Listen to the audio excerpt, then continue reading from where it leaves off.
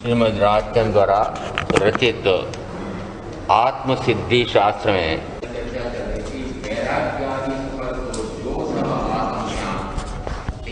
आत्मज्ञानी प्राप्ति वैराग्यादि सफल वैराग्य है राग के रहित दशा। राग आदि में सारे सम्मिलित हो जाते हैं। उसी अपेक्षा से यहाँ वैराग्य के साथ भी लगाया वैराग्यादि। रागादि यदि कर्म का आश्रव बंद करा करके चतुर्गति में अनंत जन्म मरण का दुख देते हैं तो वैराग्यादि उससे विलोम का अर्थ है यहाँ उससे उल्टा कहने में अर्थ उल्टा निकलता है। वस्तुतः तो सुलटा निकल रहा है। अब मैं कहूँ को उल्टा तो सुनने में बड़ा अटपटा लगता है कि यह रागादि से आश्रय बंद हो जाता है और यदि रागादि मंद होते जाएं उसके स्थान पर वैराग्यादि होंगे तो उसका असर उल्टा होगा। विलोम उसका अर्थ विलोम है। विलोम यानी वस्तुतः रागादि उल्टा है और रागादि के स्थान पर अब वैराग्यादि हो रहा है। तो जैसे रागादि हेय है वैसे ही वैराग्यादि उपाधि। इसी बात की पुष्टि इसमें की है कि वैराग्यादि उपादेय है, वैराग्यादि होने चाहिए। वैराग्य में त्याग में क्या करते हैं? प्रत्याख्यान। तो त्याग कहें, प्रत्याख्यान कहें, उपशम कहें, जो कषाय आ रहे हैं उन कषायों को उपशमित करते जाना, उसे कहा उपशम। उपशांत करते जाना। जो उदय में आने योग्य हो गया है परंतु उदय में आकर के अभी तुरंत फल नहीं दे रहा है, वह उदयावस्था रहित कर देता है, उसे कहते हैं उपशम। जो उदय में आने वाला है उसी को अभी उपशमित उपशांत किया है, शमित किया है। सत्ता में तो पड़ा रह गया है, उसको कहा उपशम। यहाँ वैराग्य, उपशम ये दो साधक की प्राथमिक भूमिकाओं में अनिवार्यता है। जब तक वैराग्य उपशम नहीं होगा तब तक वह आगे नहीं बढ़ सकता है। आगे क्या बढ़ना है? आगे ने किस अपेक्षा से आगे बढ़ना है? तो कहा वैराग्यादि सफल तो जो सह आत्मज्ञान, सह संबंध है वैराग्यादि में और आत्मज्ञान में सह संबंध। यह सह संबंध कैसे कि एक दूसरे पर निर्भर है। यदि आत्मज्ञान के साथ वैराग्यादि हैं तो वह सफल है, अन्यथा विफल है यह कहें, क्योंकि विलोम तो यही निकल रहा है, परंतु अन्यथा विफल नहीं कहा है। दूसरी पंक्ति में सूत्रकार क्या कहते हैं? प्राप्ति तणा निदान, यानी यदि ये वैराग्यादि हो रहे हैं तो उसका लक्ष्य यदि आत्मज्ञान हो तब भी वह सफल है। तो यहाँ जिस समय त्याग, प्रत्याख्यान, वैराग्य, उपशम आदि जो आप कर रहे हैं उसमें लक्ष्य क्या रखा कि इसके कारण से मुझे आत्मज्ञान, आत्म ध्यान, आत्म रमणता, आत्म समाधि प्राप्त हो जाए, तो यह चरम लक्ष्य है। आत्मार्थ लक्ष्य कौन सा हुआ? आत्मार्थ। यहाँ जो आप त्याग प्रत्याख्यान करते हैं उसका लक्ष्य होना चाहिए कि मुझे आत्मार्थ सद जाए। और आत्मार्थ का सद जाना किससे होता है? तो कि आत्मा की सिद्धि हो जाए। सिद्धि किसे कहते हैं? कि जैसा आत्मा का स्वरूप है वैसा आत्मा का स्वरूप प्रकट हो जाए। कैसा स्वरूप है? इसका वात्र ज्ञाता दृष्टा, स्वयं ही स्वयं को जानना, स्वयं ही स्वयं को देखना। ऐसा जो मेरा स्वरूप वस्तुतः, परमार्थतः, सत्यतः, निश्चयतः, निश्चय नय से है, जैसा है वैसा हो जाए। इस लक्ष्य से यदि त्याग, वैराग्य, उपशम आदि है, सदाचरण है, तो समझो कि वह भी सही है। वैराग्यादि सफल तो जो स आत्मज्ञान तेमज आत्मज्ञाननी प्राप्ति तणा निदान। उसमें निदान लक्ष्य क्या होना चाहिए? कि लक्ष्य होना चाहिए कि मेरा स्वयं का अर्थ सिद्ध हो जाए। अर्थ सिद्ध हो जाए जहां यह कहा जाता है आपकी दृष्टि निरंतर उस अर्थ यानी धन पर रहती है। जो जो उत्तर आते हैं प्रातः काल के भ्रमण में, उसमें अभी तो हमें यह अर्थ साधना है। कौन सा? कि अभी तो जो घर का कार्य है वह करना है, अभी तो घर संभालना है। मौन रहता है, पर हमारे साथ एक प्रवक्ता होते हैं, वो तो घर बोलते जाते, पता नहीं कैसे बोलते जाते हैं। अरे घर पहली बार संभाल रहे हो क्या? क्या कहते हो? घर पहली बार संभाल रहे हो क्या? जिस समय आप कहती हैं घर संभालना है, अभी तो पहला कार्य घर संभालना है। जिस समय चींटी बने थे तब घरौंदा बनाया था, मकोड़े बने थे जब घरौंदा बनाया था, जिस समय दीमक बने थे उस समय भी घरौंदा बनाया था, जिस समय चिड़िया बने थे तब घोंसला बनाया था, कुत्ते बिल्ली बने थे तब उसमें भी घर बनाया था, कहीं न कहीं निवास किया था। जिस समय पेड़ पौधे बने थे उस समय भी बच्चे पाले थे। जो कहते हैं बच्चे तो पालने पड़ेंगे महाराज साहब, उनके लिए मुझे कमाना पड़ेगा। मैंने कहा बच्चे पहली बार पाल रहे हो क्या? बच्चे पहली बार ही पाल रहे हैं ना, पहले तो कभी नहीं पाले। मैं यहां तक कह रहा हूं कि वो पेड़ और पौधे, थोड़ा सा अंतर करना पड़ेगा। पेड़ यानी जिसमें फल लगते हैं और पौधे जिसमें आपकी सब्जी अनाज आदि लगते हैं। ये सब्जी में जो फल कहा जाता है, जो पेड़ पर फल लगता है, जो उस गेहूं की बाली में दाना लगता है, वह क्या है? बच्चे हैं। पाले कि नहीं पाले? उसको पाले। जब गर्मी का मौसम आ जाएगा, उस समय पानी नहीं मिलेगा तो अपनी जड़ों में मिट्टी और आसपास का सारा पानी संचय करके वह पेड़ या पौधा रखता है। कभी भयंकरतम गर्मी में आप देखो तो पेड़ के उस जड़ में नमी मिलेगी, संचय कर रखा है।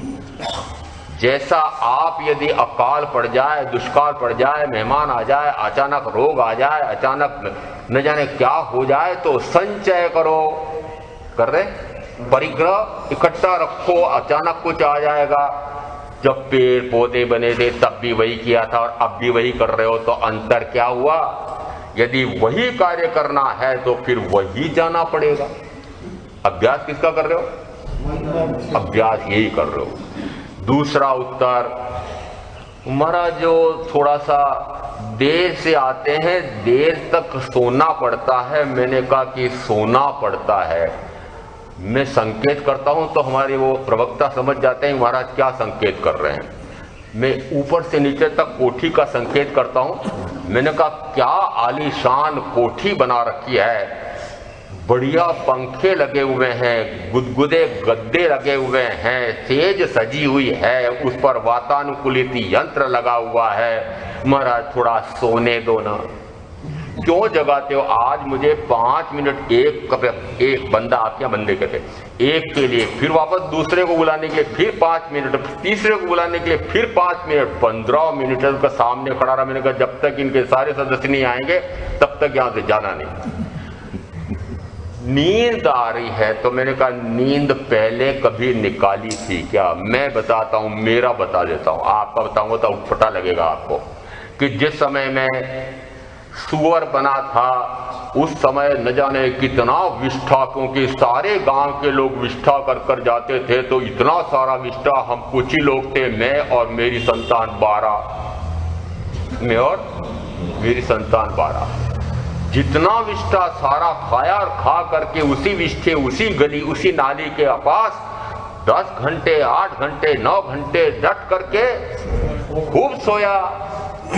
मैंने कहा अरे अब भी यदि सोता रहेगा उदय मुनि तो फिर वहां सुअर बन करके वहां सोने का अवसर खूब मिलेगा। खूब सो। अभ्यास किसका कर रहे हो? सोने का। जो जो सोने का अभ्यास कर रहे हो उनको सोने के लिए ऐसी योनि मिलेगी कि खूब सो। और एक योनि बड़ी विशिष्ट आपके लिए कही जाती है, कहते हैं और ये निगोद का जीव बनता है, उस समय अनंत काल तक वहां अंधकार में, अज्ञान अंधकार में सोया रहता है। रे खूब सोए हो, कोई कसर नहीं रखी है। अनंत काल तक हमने मात्र सोने में कहो या वर्तमान की जिंदगी में भी देखो कि आपके यदि 8 घंटे भी गिने 8 नहीं, आजकल तो अधिक भी गिनते हैं, परंतु 8 भी गिने तो यदि आपकी उम्र 90 वर्ष हो तो 30 वर्ष तो सोने में चले गए। किसमें चले गए? 30 वर्ष, जहां ज्ञानी कहते हैं कि एक एक क्षण महत्वपूर्ण है। क्यों? उसका उदाहरण में, क्योंकि उस क्षेत्र में रहा था, इसका उदाहरण इसलिए देना पड़ता है मुझे। जिस समय घंटी बजी, उत्तर पुस्तिकाएं बांटी और उसके बाद 1 घंटा लगा, सावधान किया मैंने कि 1 घंटा हो गया है। 2 घंटे लगे, मैंने कहा 2 घंटे व्यतीत हो गए हैं। तीसरे घंटे में 10 मिनट बचे थे, फिर तीसरी घंटी लगी और मैंने कहा चेतावनी, मात्र 10 मिनट बचे हैं। और फिर पुनः घंटी तीसरी लगने वाली टन की घंटी, कालचंद की घंटी लगने लगती है। उस समय पुनः चेतावनी देता हूं, अरे चेतो, ये चेतो, यदि अभी नहीं चेतो, जैसे वह चेता नहीं, पहले के घंटे में पूरा सावधान रही नहीं, दूसरे घंटे में सावधान रही, तीसरे घंटे में, फिर अंतिम 10 मिनट आए, उस समय जैसे वो 1-2 पंक्तियां और लिखने को लिखे, उत्तर दे, हाँ या ना मात्र पूरा समीकरण कर दिया, निष्कर्ष निकाल करके देना था और मैंने उत्तर पुस्तिका खींच लिया, मैंने खिंचवा ली। क्या दुष्ट है ये सर, इतने दुष्ट है। एक में समीकरण पूरा कर चुका था, निष्कर्ष निकाल के देना था और उत्तर पुस्तिका खींच ली। जिस समय उत्तर पुस्तिका खींच ली, उसमें उसके उत्तीर्णांक मान लो 100 में से 40 है और उसको 39 आ गए। एक समीकरण मेरा हाँ लिखने देते तो इन दुष्ट सर ने मेरा तो साल बिगाड़ दिया। क्या बिगाड़ दिया? मैंने बिगाड़ा? किसने बिगाड़ा? 1 ही मिनट की बात थी ना, 1 मिनट, पर वो 1 मिनट कितना महत्वपूर्ण हो गया कि 1 साल के बराबर हो गया। वो 1 मिनट भी यदि असावधान रहते हैं, 1 क्षण का भी प्रमाद करते हैं, तो 1 क्षण के प्रमाद मात्र से 1 भव बढ़ जाता है। कितने से? 1 भव। 1 क्षण मात्र का प्रमाद करने से भी 1 भव बढ़ जाता है। और यदि आपको जगाने में मुझे 15 मिनट लगे तो मैंने तो 15 मिनट तो खो दिए, परंतु फिर भी उठ करके आने में आंखें मलते रहते हैं, तो मुझे लगता है कि निश्चित रूप से ये इस प्रकार की निद्रा लेने के लिए उसी गति में जाने की तैयारी कर रहे हैं। कब चेतेंगे? यदि मैं अपना ध्यान लगाता हूं कभी, तो मुझे लगता है कि मुझे इसी प्रकार से ज्ञानी ने आ करके चेतावनी दी होगी। जिस समय कहते हैं महाराज अभी तो ये कार्य करना है, अभी तो ये कार्य करना है, अभी तो ये कार्य करना है। मैंने कहा, एक भाई बोला, आज बड़ा विशेष उत्तर आया है भाई, नौकरी, जॉब, वो तो अंग्रेजी बोलते हैं, अंग्रेजी के दास है ना। मैं जॉब करता हूं तो एक हमारे प्रवक्ता साथ में बोले, रविवार की छुट्टी तो होती होगी? बोले नहीं, कोई भरोसा नहीं, 7 दिन जाना पड़ सकता है। जिस समय उन्होंने कहा कोई भरोसा नहीं, मेरे को उसी समय याद आया, मैंने कहा कालचंद का भी कोई, कालचंद का कोई भरोसा नहीं है। न जाने कब मेरे वो स्वामी गोरे, अब काले पता नहीं कौन से हैं उनकी मुझे पता नहीं, परंतु स्वामी में जिस समय कहता हूं उस समय कहता हूं गोरे, क्योंकि गोरों की दास्ता ही तो कर रहे थे और अभी भी उन्हीं की दास्ता कर रहे हो। तो जिस समय गोरे स्वामी मुझे न जाने कब बुला लेंगे, अब मैं कहता हूं वो काला स्वामी कालचंद न जाने कब बुला लेगा, उसका पता है? बेखबर सोए रहते हैं, बड़ा भरोसा है। विचित्र तो मुझे उस समय लगा, थोड़ा सा विचित्र लगा आज मुझे। मैंने कहा, जिस घर में मैं गया था गिनती उन्हीं के सामने मैंने की, मैंने कहा ये 11 या 12 की संख्या थी, उसमें से 2 कुल मिलाकर के वीरता करने वाली एक बहन कहां गई? हो नाम ही नहीं, नाम वाले भी नहीं आई क्या? वीर वाला, और उसके साथ में एक उनके और कोई आते होंगे, शेष इतने नहीं आते हैं। मैंने कहा इनके सामने तो इतना बड़ा हादसा हुआ था कि काल का कोई भरोसा नहीं है। उनको उस समय मात्र पहले दिन, फिर दूसरे दिन, फिर जैसे तीसरे दिन पाल उठाया और भूल गए। भूले कि नहीं? आपको याद है? अरे आपको याद है क्या? वो उनका नहीं कह रहा हूं, आप में आपको याद है क्या? वो ऐसा एक नौजवान और ऐसा अचानक चला गया तो जिस समय ऐसा चला जाता है उस समय आपको याद आता है कि काल का कोई भरोसा नहीं है। जिस समय आप सोते रहते हैं, मुझे कहते हैं महाराज साहब कोई भरोसा नहीं, मुझे न जाने कब वो मेरे स्वामी बुला ले, न जाने कब बच्चे बुला ले, न जाने कब बच्चे की शिक्षिका के देती है, नहीं ये सब काम करा के भेजो इसको, नहीं तो हम विद्यालय में आने नहीं देंगे। महाराज क्या करूं, मुझे पहले तो उसको विद्यालय जाने के लिए टिफिन बनाना पड़ता है, फिर वो वापस आने की तैयारी होती है। एक बहन बोलती है महाराज साहब जब तक वो आए आकर के उसके जूते भी मुझे उतारने पड़ते हैं। मैंने कहा बनो दासी। क्या बने? बच्चे के जूते आपको उतारने पड़ते हैं, बच्चे को जूते पहनना उतारना नहीं आता है। क्यों बनाया उसको आपने इस प्रकार का दास? कितनी उसको कितना परावलंबी बना दिया है कि जो कार्य वह स्वयं कर सकता है वह कार्य भी वह आप करने के लिए उसको नहीं कहते हैं। चम्मच और भोजन लेकर के पीछे पीछे दौड़ते हैं, ये कटोरदान रोटी का भरा पड़ा हुआ, ये एक सब्जी पड़ी हुई है, तेरे को भूख लगे जब खा लेना, मैं तो प्रवचन में जा रहा हूं, स्वाध्याय में जा रही हूं, कह सकते हो? पीछे पीछे घूमते हैं, पीछे पीछे घूमते हैं, फिर वो आपके पीछे पीछे आएगा नरक कर तेल में जिसमें डंडे खाने पड़ेंगे, तब मर रहे खप रहे उन्हीं के लिए। जिस समय इस प्रकार के उत्तर आते हैं मुझे ऐसा लगता है ये क्या कर रहे हैं, कितने बहाने बना रहे हैं। मैंने कहा चलो कोई बात नहीं, कितने ही बहाने बना रहे, मुझे तो कोई अंतर पड़ेगा नहीं। मैं एक वाक्य एक शब्द सामान्यतः कहा करता हूं, आओ तो आपका भला और ना आओ तो मेरा भला। बड़ा विचित्र है, आओ तो आपका भला नहीं तो मेरा भला तो है ही। क्यों? क्योंकि मैं अपना स्वाध्याय कर रहा हूं, मैं अपना ध्यान कर रहा हूं, मैं अपना चिंतन कर रहा हूं, तो आप आओ तो उस स्वाध्याय में उस चिंतन में आप जुड़ जाओगे तो आपका भला, नहीं आओगे तो मेरा तो हो ही रहा, मेरा तो हो ही रहा है। इसका अर्थ है कि आप आओ तो आपका भला, एक आएगा तो एक का भला और 100 आएंगे तो 100 का भला, और उसमें 100 आएंगे तो मुझे 100 गुना भला नहीं होगा मेरा।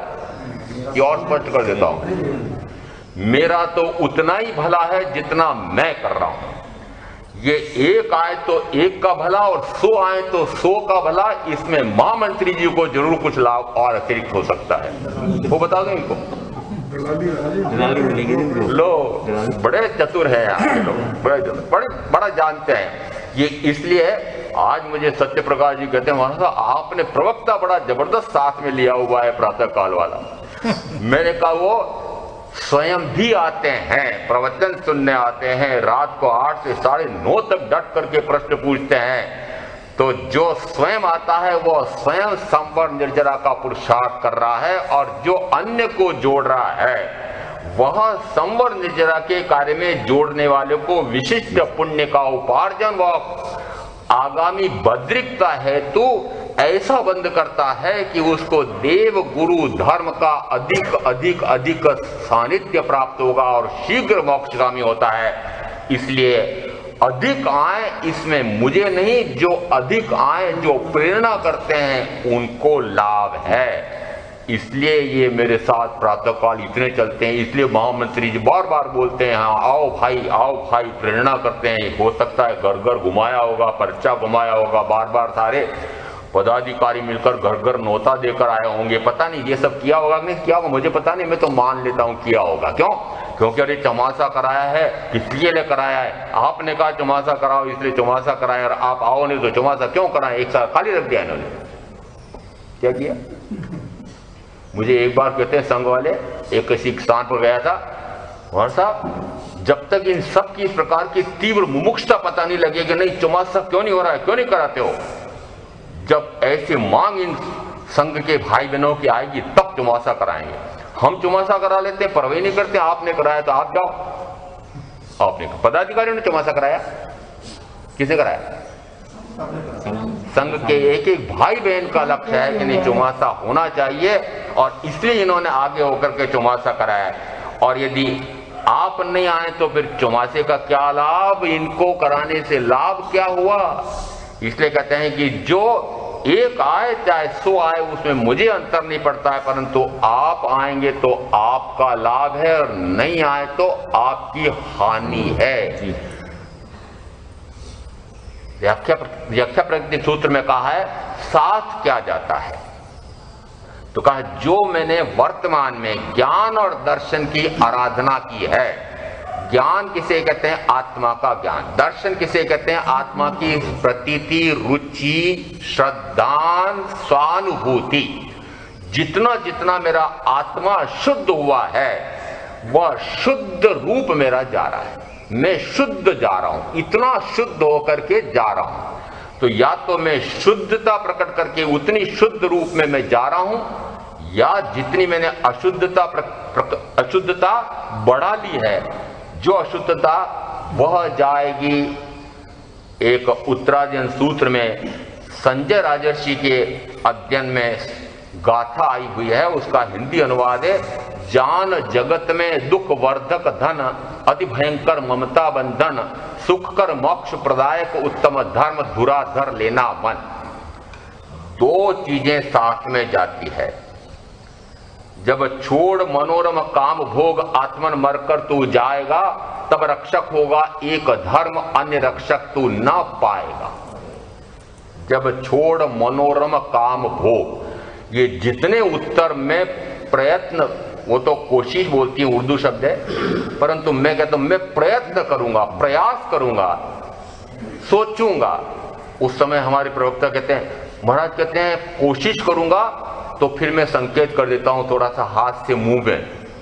रोटी खाने का मात्र कोशिश करते हो कि बनाकर खाते हो? देखो ये संकेत कितना अच्छा, इसीलिए ना आज इन्होंने कहा बड़ा अच्छा प्रवक्ता ले रखा था। तो वो क्या कहते हैं, बहन जी आप कह रहे हो रोटी का मात्र कोशिश करते हो कि रोटी बना करके खाते हो? बताओ, कोशिश ही करते हो ना, भाव ही करते हो ना? हाँ, भाव तो रखता हूं, आने का प्रयास रहेगा, आऊंगा, भाव है मेरा, भाव है मेरा। तो ये कहते हैं कि भाव है और कोशिश करूंगी और कोशिश करूंगा, इसका अर्थ है कि आपको नहीं आना है। तो फिर ये पक्का करके निकलना चाहते हैं, ये लोग तब तक महाराज भी खड़े रहते, समझ जाते हैं कि महाराज कुछ न कुछ उगलवा करके पक्का कराकर फिर हटेंगे। जैसे रोटी खाने का मात्र कोशिश करूंगा ऐसा नहीं है, पुरुषार्थ करते हैं, वैसे ही आत्मा के लिए भी पुरुषार्थ करना पड़ेगा। आपने सारी महत्ता इस शरीर के साथ पांच इंद्रियों के भोगों के लिए परिवार के लिए धन वैभव के लिए 8 घंटे 10 घंटे 12 घंटे 15 घंटे उसी में मर खप रहे हैं। और ऐसा करते करते क्या होता है, उसके लिए उत्तरायण सूत्र की 2 गाथाएं आई हैं। खणमेत्त सुखा बहुकाल दुखा पगाम दुखा अणिगाम सुखा संसार मोक्ष विपक्क भूया खाणी अनथाणु काम भोगा। क्षण मात्र के दुख सुख हैं, जो आप इतना पुरुषार्थ कर करके जितने घंटे जो कर रहे हैं, जो शारीरिक या जो मानसिक पुरुषार्थ कर रहे हैं, उसका फल आता है कि आप किसी एक इंद्रिय विषय का सुख का साधन जोड़ते हैं। एकाधिक का जोड़ते हैं, अभी एक का उदाहरण ले लो। जो साधन जोड़ा है उसके साथ में जैसे उस इंद्रिय विषय का भोग किया, कितनी देर के कुछ क्षण भोगते हैं, फिर वह शरीर थक जाता है, शरीर भर जाता है, पेट उस समय अघा जाते हैं और उस समय कहता है नहीं खाया जाता। इसका अर्थ है कि नहीं, कितनी सी देर के लिए, थोड़ा सा, और वह भी यदि जीभ के अग्रभाग पर रखा है, थोड़ा सा स्वादिष्ट लगता है, नीचे गया, अंदर गया, 24 घंटे बाद वह मलबा हो गया है। अरे जिसको इतना बढ़िया खिलाया वह मलबा कर देता है, ऐसे शरीर के लिए 24 घंटे मर खप रहे हैं। तो ज्ञानी कहते हैं खणमेत्त सुखा बहुकाल दुखा, जो उस एक इंद्रिय के विषय में भी इतना पुरुषार्थ करके धन कमाया है, उस धन कमाने में जितना पापाचरण किया है, उस पापाचरण का फल आएगा दुख। तो ऐसा सुख मिल रहा है कुछ क्षणों का, जिसके पीछे इतना दुख आ रहा है। कणमेत्त सुखा बहुकाल दुखा पगाम दुखा अणिगाम सुखा, यानी ऐसा सुख किस काम का कि जिसके पीछे पीछे दुख दौड़ा आता है। फिर आगे दिया कि ऐसा जो मोक्ष के विपरीत है और कर्म का आश्रय बंद कराने वाला है, अनर्थ की खान है। अर्थ अनर्थ की खान है। आपने अर्थ को कितना सार्थक मान रखा है, अर्थ को सार्थक मान रखा है, परंतु ज्ञानी क्या कह रहे हैं अर्थ अनर्थ का अनर्थ की खान है। क्या आपने कभी घर परिवार में, समाज में, संघ में, देश में, राज्य और राज्य में धन के संघर्ष नहीं देखे, युद्ध नहीं देखे, महायुद्ध नहीं देखे? देखें कि नहीं? घर में ही देख लो, जो संघर्ष, जो युद्ध, जो कलह हो रहे हैं, जो वाद विवाद हो रहे हैं, जो न्यायालय तक लड़ रहे हैं, जो एक समूह दूसरे समूह से लड़ रहा है, अगड़ा पिछड़ा लड़ रहा है, ये सारी लड़ाई ठेठ युद्ध और महायुद्ध तक वो किसके पीछे? इसलिए महावीर कहते हैं यह अनर्थ की खान। क्यों कहा? जान जगत में दुख वर्धक धन, यानी महावीर कहते हैं कि दुख बढ़ाने वाला धन है, और आप कहते हैं कि दुख घटाने वाला, सुख पहुंचाने वाला धन है। यदि सारी अरिहंत नगर की जनता कहती है कि धन से सुख मिलता है, आप जैसे कहते हैं वैसे सारी राजधानी, सारा देश, सारे 6 महाद्वीप के सारे मनुष्य कहते हैं कि धन से सुख मिलता, और एक उल्टा, अभी आपने उल्टा शब्द कहा था मुझे, एक ऐसा उल्टा है वो कहता नहीं धन से दुख मिलता है। अब वो पगलाया है कि आप पगलाए हैं? यदि बहुमत करो तो बहुमत करो तो एक तरफ और 10 अरब एक तरफ, तो आपका बहुमत, आज बहुमत का राज्य है। बहुमत किसका होता है? लो, बहुमत किसका होता है? कहते हैं महावीर यदि कहते हैं खड़मित्त सुखा बहुकार दुखा, तो महावीर ने महसूस किया है अरे इतना राज्य का सुख है, 6 खंड का सुख है, परंतु वहां रहते हुए भी त्याग और वैराग्य, साथ में क्षायिक सम्यक दर्शन है, ज्ञान है, मति ज्ञान और श्रुत ज्ञान लेकर के आए, अवधि ज्ञान उनका साथ में प्रकट हो जाता है। मन पर ज्ञान संयम लेते ही प्रकट हो जाता है, और केवल ज्ञान उसी भाव में प्रकट कर लेते हैं। ऐसे जो क्षायिक सम्यक दृष्टि जीव हैं, उनके भी त्याग और वैराग्य उन महलों में रहते हुए है, पर किसके साथ है? वो त्याग वैराग्य किसके साथ है? त्याग वैराग्य किसके साथ है? तो कहा ज्ञान के साथ है। वो ज्ञान के साथ जो त्याग वैराग्य वो कहां ले जाएगा? निरंतर वह वैराग्य को बढ़ाता जाएगा, क्योंकि ज्ञान सजग करता है कि रे 6 खंड का भोग कब तक करता रहेगा, इस भोग करके कर्म बांधने का काम करपत करता रहेगा, इसमें तुझे कोई संतुष्टि होती है क्या? वास्तव में कितना जंजाल है। यदि आपको कभी अनुमान होता हो तो आपके हम दो हमारे दो के समाज परिवार में भी आपको इतने जंजाल में सुन लेता हूं, तो फिर पूरे 6 खंड का जंजाल है कि नहीं? सुखी कि दुखी? जो 6 खंड का राज्य संभालने वाला है वो सुखी है कि दुखी है? मां दुखी, और इसलिए छोड़ करके निकले। किसलिए छोड़ के निकले? उन्हें कहा इतना दुख उठा करके मैं सारा जीवन नष्ट कर दूं, या नहीं हो सकता। तो जो 6 खंड को भी मानते हैं कि दुख का कारण है, आपसे 5 खंड तक की अनुमति है शायद। यहां कितनी अनुमति? बोलो न कोई तो। अरे अरिहंत नगर में कितने खंड तक ले जा सकते हो? 4 खंड से 4 ही बस, एक गर्भ तक है? चलो 5 कल्याण ठीक है, 5 मंजिल तक। चलो 5 खंड की तो स्वामित्वता मैं भी कर लूं, कम से कम 5 खंड की हवेली मेरी भी तो कोठी 5 खंड की बन जाए। और फिर मुझे ये भी कहते हैं महाराज यदि उन्होंने पहले 6 खंड साधे, 6 खंड का भोग किया और फिर छोड़ा, तो हमारे भी 6 खंड का वह मकान कोठी हवेली बन जाए। और फिर जैसे आनंद आदि के 24 करोड़ सोनैया का धन हो गया था, तब थोड़ा सा वे अलग हुए थे, और वे होने वाले तीर्थंकर इतना हो गया था तब अलग हुए थे। हम भी उस समय हो जाएंगे। ये बड़ा पक्का उत्तर देता हूं मैं। ये उत्तर क्यों नहीं देते हो आप? ये बड़ा पक्का उत्तर है। ठीक है आपका उत्तर? ये तो मैंने पट्टी पढ़ाई है तो नहीं, ये उत्तर तो ठीक है। नहीं है? बच्चे देते हैं। हाँ? बच्चे देते हैं। जिस समय बच्चे देते हैं उस समय उनको कहा जाता है कि जिस समय उन्होंने ये 6 खंड साधे होंगे, जिस समय राज्य का वैभव जोड़ा होगा, जिस समय राज्य का भोग किया होगा, उस समय वे अभोगी थे। उस समय वे अग्रद्ध थे, उस समय वे अनासक्त थे, उस समय वे उसमें ऐसे रहते थे कि जैसे कीचड़ में कमल रहता है, उसको कहते हैं निर्लेप रहते थे, निर्लिप्त रहते थे, अनासक्त रहते थे, उसको कहते हैं त्याग वैराग्य। वो क्या कहलाता है? त्याग वैराग्य। तो त्याग वैराग्य के साथ क्या था कि ज्ञान था। वो ज्ञान उसके त्याग और वैराग्य को बढ़ाता है, और वैराग्य और त्याग पुनः किसको बढ़ाता है कि ज्ञान को। इसको कहते हैं दोनों का सह संबंध। आपने क्या कर रखा है? त्याग वैराग्य लेश मात्र भी रहा कि नहीं? वैराग्य का रंग चढ़ जाएगा तो फिर लोग कहेंगे आजकल तो बड़े वैरागी-पना दिख रहा है, संयम लेने वाले हो क्या? मैंने कहा वैरागी बनो मत, वैरागी कहलाओ मत, परंतु वैराग्य का भाव तो निरंतर बढ़ते चले जाना चाहिए, क्योंकि जितना जितना वैराग्य का भाव बढ़ता जाता है उतना उतना कर्म का आश्रव बंद मंद होता जाता है। वह संवर निर्जा के सम्मुख हो रहा है, संवर में तुरंत संवर में जाने की संभावना हो गई, क्योंकि जितना जितना उसने उपशम किया है उतना उतना कर्म का आश्रव रुक गया है।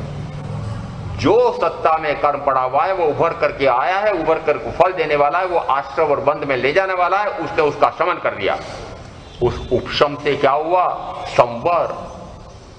ये त्याग वैराग्य क्या करते हैं कि त्याग वैराग्य आश्रव बंध को रोक देते हैं, और उसके साथ में उसके ज्ञान और दर्शन को पुष्ट करते हैं। इसलिए ज्ञानी कहते हैं त्याग और वैराग्य का बड़ा महत्व है, चाहे वह आत्मज्ञान आत्मदर्शन के साथ हो तो उसका असंख्यात गुना फल है, और यदि उसका लक्ष्य हो कि मुझे भी इस प्रकार का आत्मज्ञान हो जाए, मुझे भी आत्मदर्शन हो जाए, आत्म साक्षात्कार हो जाए, परमात्मा साक्षात्कार हो जाए, परमात्मा दर्शन हो जाए। आत्मदर्शन परमात्मा दर्शन एक ही है। जिस समय वह भक्त उन भगवान से साक्षात्कार करता है उस समय या तो भक्त रह जाता है या भगवान रह जाते हैं, दोनों में से कोई एक ही रह जाता है। क्या कहा इसको? पराभक्ति। इसको क्या नाम दिया? पराभक्ति। यानी इतनी तन्मयता हो जाती है उन भगवत स्वरूप में, उन शुद्ध सिद्ध स्वरूप में, सिद्ध के गुणों में, शुद्ध गुणों में इतना तन्मय हो जाता है। तन्मय कौन हो रहा है? वो जो नामधारी आपका पोता है वो तन्मय नहीं, वो तन्मय नहीं, वो चिन्मय नहीं जो आपने नाम धर रखा है। अरे चिन्मय मेरा स्वयं का गुण है। जिस समय मैं शुद्ध आत्मा में रहता हूं उस समय मैं चिन्मय स्वरूपी हूं। और ऐसा जिस समय वह तदाकार होता है, तदाकार यानी जैसे वे हैं वैसा मैं हो जाता हूं, जैसा मैं हूं वैसे वे दिखते हैं, जैसे वे हैं वैसे ही मैं दिखता हूं, दोनों में कोई भिन्नता नहीं है। ऐसा जिस समय दोनों में एक दूसरे में साक्षात्कार होता है तो कहा जाता है कि वह त्याग और वैराग्य उसको उस तदाकार अवस्था में ले जा रहा है। जिस समय मैं स्वयं में होता हूं उस समय मैं स्वयं परमात्मा स्वरूप होता हूं। जिस समय मैं परमात्मा का परम आत्म तत्व का साक्षात्कार करता हूं उस समय मैं स्वयं परमात्मा हूं। ऐसी पराभक्ति, उस पराभक्ति के लिए कब तत्पर होंगे? आपने तो किसके साथ भक्ति? महाराज प्रातःकाल में थोड़ी देर बाद उठने ही वाली थी, आपने थोड़ा जल्दी उठवा दिया। उठने क्यों वाली थे बताओ? थोड़ी देर बाद बच्चों के टिफिन का समय होने वाला था तो मैं उठने ही वाली थी। बच्चों के टिफिन के लिए तो उठने ही वाले हैं, और यदि महाराज के टिफिन के लिए उठना पड़ जाए तो महाराज दोष लगता है, महाराज दोष लगता है। मुझे बड़ा दशवेकालिक समझाने बैठ जाती है बहन, महाराज ये आप यदि इस प्रकार से आ जाएंगे जिस समय मेरे यहाँ भोजन बनता नहीं है, 9 बजे 9:15 बजे तो आप पात्र लेके आ जाते हो, हम क्या आपके लिए बैठे हैं कि दो भोजन बना के रखें आपके लिए? मैंने कहा जिस समय आपका वो वैन आने वाला था, मैंने कहा एक वाहन, पता नहीं कौन सा वाहन होता है, मेरे पास तो दूसरा वाहन है। एक ज्ञान पाया, दूसरा दर्शन पाया, तीसरा चारित्र पाया, चौथा तप रूप पाया। इस प्रकार का वाहन मैं भी लेकर के घर घर जाता हूं। चलो भाई बैठो बैठो, इसमें बैठो। मैं भी एक वाहन लाया हूं और एक ऐसा वाहन आने वाला है, उसमें भी अपने को बैठकर चलना है, अपने बच्चों को उसमें भेजना है। आपको कौन से वाहन में भेजना है? हाँ, वो जो बच्चों की विद्यालय के लिए रोटी की पढ़ाई, धन की पढ़ाई, मिट्टी की पढ़ाई, किसकी पढ़ाई? मिट्टी की पढ़ाई के लिए आप इतने जल्दी उठ करके फिर उसका भोजन बना करके, फिर उसका वेश तैयार करके, फिर वेश पहना करके, फिर उसको सैनिक बनाकर भेजना पड़ता है। तो जूते पहना करके, कवच वगैरह सब पहनाते हैं और उसके बाद में फिर उसका भोजन और फिर उसका पानी और सारा तैयार करके फिर सो जाते हैं। महाराज इतनी जल्दी उठना पड़ा उसके लिए। अब आप कहो कि वो 8 बजे आपके आ जाओ, वास्तव में 8 बजे आऊं कहां से? पहले इसके लिए जल्दी उठ करके मैंने तो भोजन बनाया। अब आपको 8 बजे मेरे आ जाओ, महाराज उसके लिए समय नहीं है। किसके लिए समय नहीं है? उस बच्चे के लिए समय है, उस रोटी का विज्ञान पढ़ाने के लिए तो आपके पास समय है। और आत्मा का विशिष्ट ज्ञान, किसका ज्ञान? आत्मा का विशिष्ट ज्ञान कहीं मिलेगा? आपके सारे विद्यालय, महाविद्यालय, विश्वविद्यालय, कोई भी संस्थान खोज लेना। मैंने एक उदाहरण, ऐसे और भी बहुत सारे हो सकते हैं। बोले उसको अमुक विषय में स्नातकोत्तर करना था तो पहले 50 लाख का अनुदान या दान या जो भी आप कहो, ऊपर ही ऊपर होता है, नीचे नीचे होता है, नीचे नीचे होता है, नीचे नीचे होता है। दोनों बातें सही है, इसके बाद मान लेता हूँ। आजकल तो ऊपर ही ऊपर ले लेते हैं, डंके की चोट। कौन? मैंने बड़े बड़े अधिकारी सरेआम ले लेते हैं। पहले तो कहते हैं मेज के नीचे से धीरे से सरकाना पड़ता है, चुपचाप रख करके आना पड़ता है, मेम साहब के यहाँ पर रख के आ जाना पड़ता है। अब तो डंके की चोट उस मेज के ऊपर सबके सामने लेने को तत्पर बैठे रहते हैं। तो जिस समय आपको उस आयुर्विज्ञान में या उसकी किसी शाखा में अपने बच्चे को यदि निष्णात करना है तो आप 50 लाख भी देने को तैयार हैं और यहाँ पर फूटी कोड़ी नहीं लगती। और आत्मा का विज्ञान जिसमें इस भव का नहीं, भवों भव का, भवों भव के सुख का साधन। कौन सा साधन? आपके जितने भी कार्य हो रहे हैं मात्र इस भव के, इस मनुष्य भव के सुख 5 इंद्रियों के कैसे अधिक से अधिक मिल जाएं, इसी के लिए मर खपड़े हो। पूर्व के भवों का ज्ञात है? नहीं। अगले भवों का ज्ञात है? नहीं। मात्र लक्ष्य एक भव का, चाहे सारी दुनिया के सारे व्यक्ति और सारे नेताओं को गिन लो, सारे मात्र इस मनुष्य भव के वर्तमान के 5 इंद्रियों के भोगों का सुख अधिक से अधिक मिले।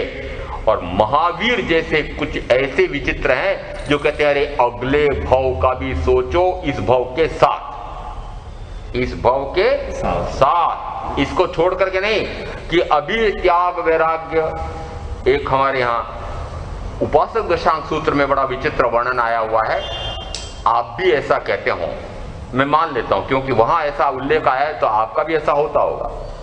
जिस समय महाशतक भगवान महावीर से तत्वावबोध आत्मावबोध प्राप्त करके, तत्वावबोध और आत्मा दो शब्द क्यों बोले? तत्वावबोध, तत्व सुना। कौन सा तत्व सुना? जीव से लगा करके मोक्ष तक के तत्व सुने। तो मैंने कहा तत्वावबोध 9 तत्वों का जैसा स्वरूप तीर्थंकर परमात्मा फरमा रहे हैं, वैसा का वैसा उन्होंने भाव पूर्वक सुन करके, और भावतः मैं जीव तत्व हूं, शेष 8 से पूर्णतः भिन्न, ऐसा कहा जाता है आत्मावबोध। ऐसा तत्वावबोध से आत्मावबोध होता है। और फिर उनको लगा कि ओहो इतना आरंभ परिग्रह, ओहो इतना पापाचरण करके मैं क्यों इस प्रकार से दुर्गति में जाने का कार्य करूं। तो उन्होंने आराधना करना प्रारंभ की अंश अंश में। और उस समय जब वे पौषध करके पौषधशाला में ध्यान लीन थे, साधनारत थे, उस समय उनकी पत्नी उनको लुभाने के लिए आती है, भोग भोगो, भोग भोगो। उस समय उन पत्नी का कहना क्या था? वर्तमान में मिली हुई का तो भोग त्याग रहे हो, किसका? अप्सरा जैसी मैं हूं इसको तो छोड़ रहे हो, और भविष्य में उन देवलोक में पहले और दूसरे देवलोक की उन अप्सराओं के लिए, देवियों के लिए त्याग कर रहे हो, तप कर रहे हो। क्या कहा? ये अधिकांश हमारे नौजवान इसी प्रकार वर्तमान में छोड़ेंगे तो अगले भाव में, यदि वर्तमान में 1 लाख देंगे तो अगले भाव में, सुरेश जी, सभी वर्तमान में यदि मैं 1 करोड़ का दान दूंगा तो मुझे अगले भाव में 1 करोड़ गुना 1 करोड़ मिलेगा। कितना मिलेगा? ये त्याग नहीं कहा है। क्यों? क्यों? लक्ष्य क्या है? आत्मज्ञान, आत्मदर्शन, स्वरूप प्रमाणता। ये त्याग जो आप कर रहे हैं उसका मैंने निषेध नहीं किया हो, मात्र तुलना से समझाना है मुझे। यदि इस प्रकार का त्याग कर रहे हैं तो वो त्याग करके आप वापस मान लो 1 लाख दे दिया क्योंकि बराबरी के लोग मांगने वाले आ गए थे। अरे खराब शब्द हो गया, दान लेने आ गए थे। क्योंकि मुझे ध्यान रखना पड़ता है, अभी बहुत दिन है। नहीं, मुझे बहुत दिन निकालने मांगने वाले आ गए। महामंत्री जी बोलेंगे महाराज क्या बोला कर रही।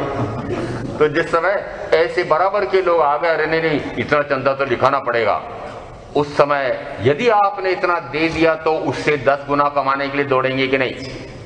जी दौड़ेंगे। वहां पर भी आपने कुछ त्याग तो किया, पर लक्ष्य क्या है?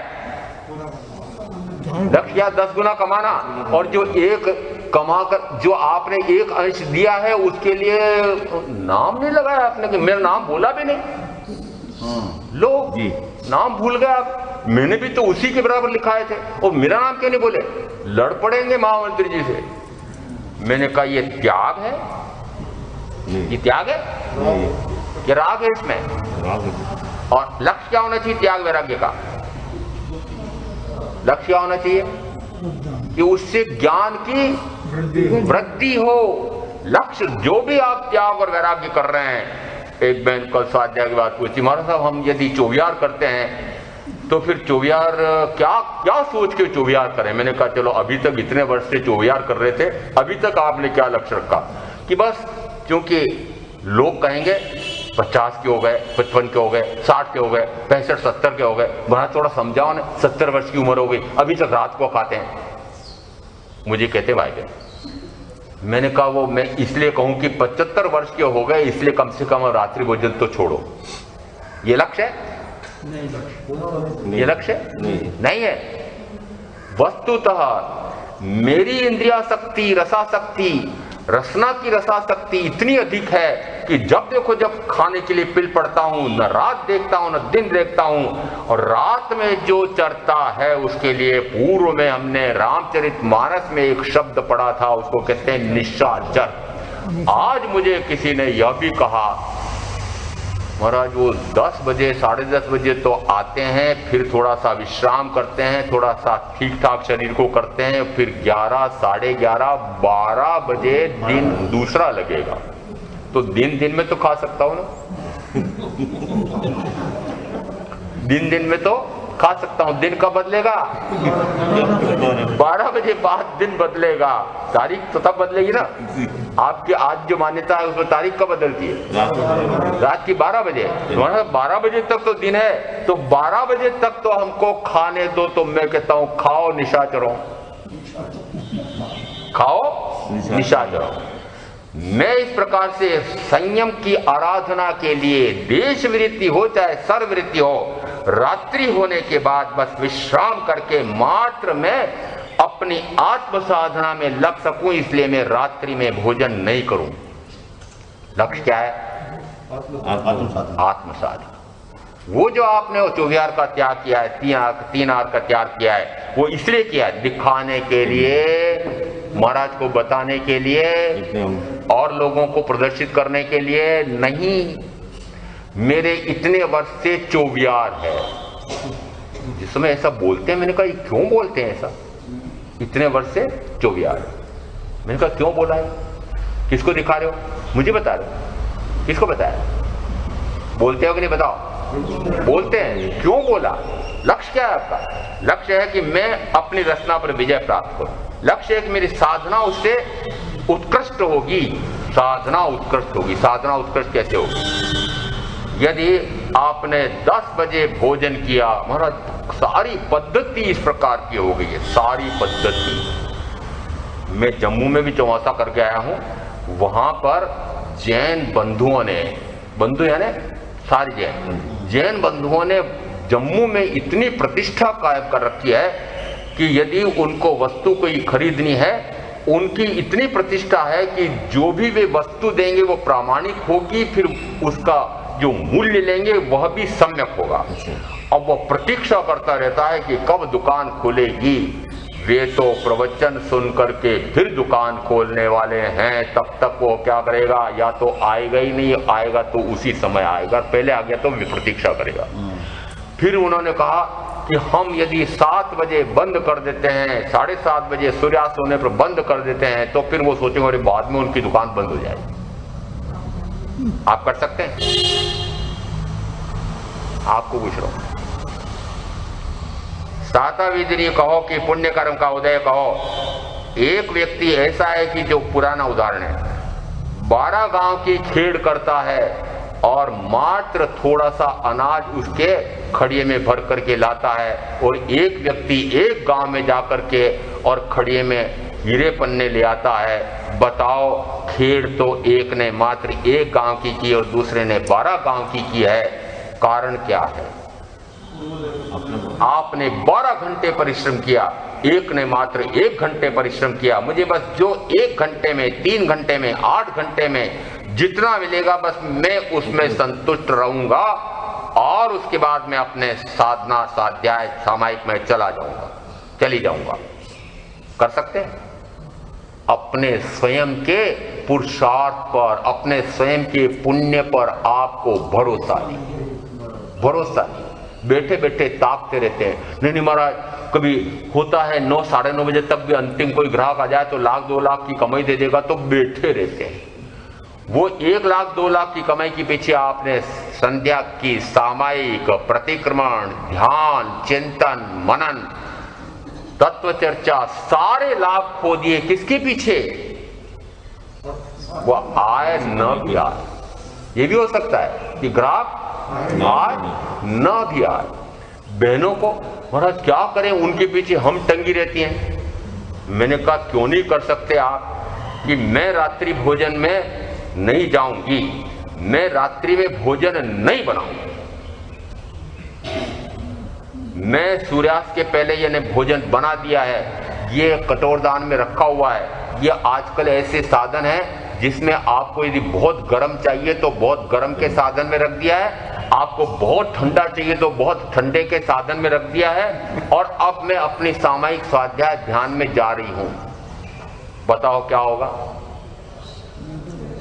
महाराज रुष्ट हो जाएंगे, कहेंगे कि यदि ऐसा ही हो तो चली जा।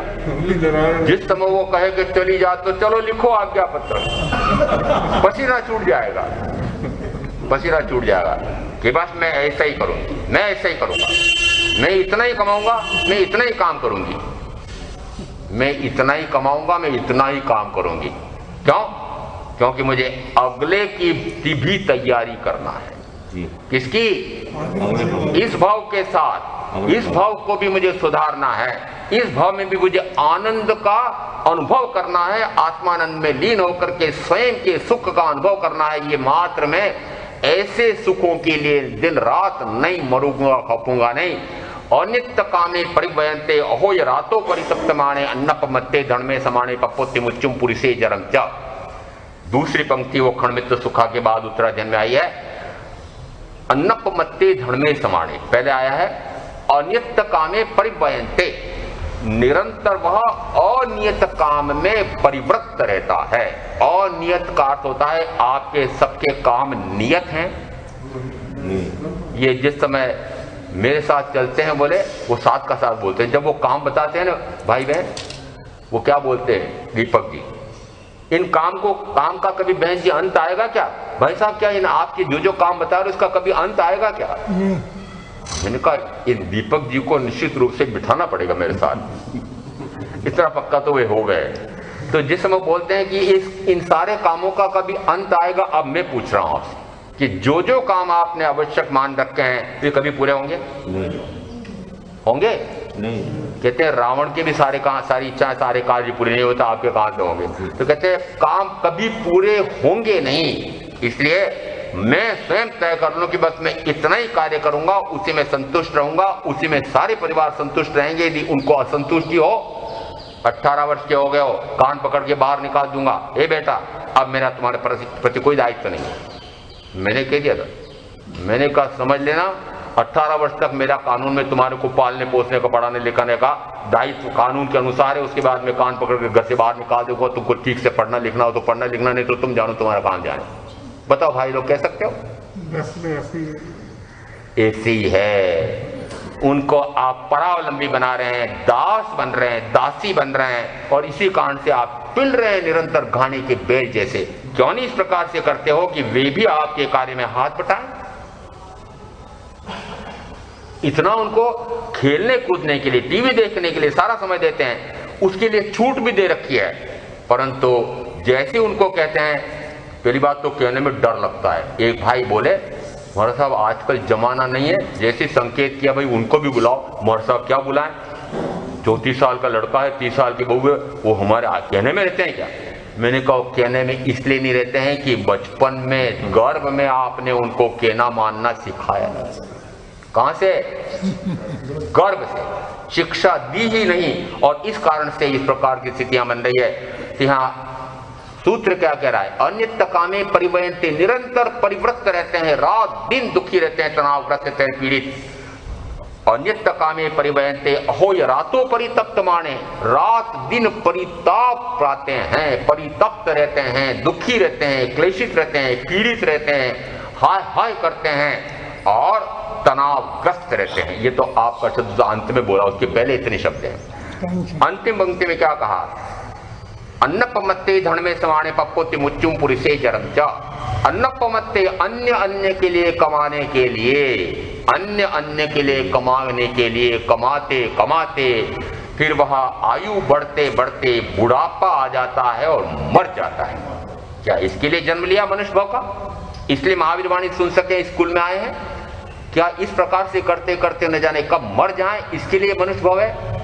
विचारना पड़ेगा कि यह मनुष्य भाव इतना अमूल्य है, यह मात्र इन्हीं कार्यों में व्यतीत न हो जाए। मुझे अपना भी करना है, जो कर रहे हैं वो अपना नहीं है, पराया है। शरीर पराया, शरीर के साथ जुड़े हुए परिजन पराये, और उनके लिए जुड़ा हुआ धन पराया। इन तीनों, तन जन धन धन, इन तीनों से परे मैं शुद्ध आत्मा, अपनी खोज खबर करके अपने का परिष्कार कर लो। ऐसा में आप जो करेंगे उनका अवश्य कल्याण होगा। ओम शांति।